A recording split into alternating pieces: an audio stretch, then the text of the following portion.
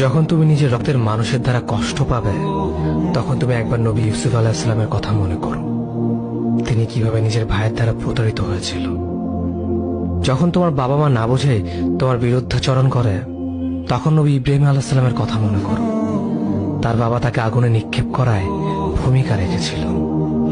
যখন তুমি সমস্যা থেকে পরিত্রাণের জন্য কোনো পথ পাবে না, তখন ইউনূস আলাইহিস সালামের কথা ভেবো। তিনি কতটা সময় তিমি মাছের পেটে আটকা পড়েছিল। যখন তোমার নামে কেউ মিথ্যা অপবাদ ছড়িয়ে দেবে, তখন মা আয়েশা রাদিয়াল্লাহু আনহার কথা মনে করো। তার নামে পুরো শহর জুড়ে কুৎসা রচনা করা হয়েছিল। যখন তুমি অসুস্থ ব্যথার যন্ত্রণায় কাতরাতে থাকো, তখন নবী আইয়ুব আলাইহিস সালামের কথা ভেবো। তিনি ভয়ঙ্কর এক ভাইরাসজনিত রোগে আক্রান্ত হয়ে তোমার থেকে বেশি কষ্ট পেয়েছিল। যখন তুমি দিনের কোনো বিধান নীতিতে যুক্তি খুঁজে পাও না, তখন নবী নূহ আলাইহিস সালামের কথা ভেবো। তিনি কোনো প্রশ্ন ছাড়াই মরুভূমিতে নৌকা তৈরি করেছিল।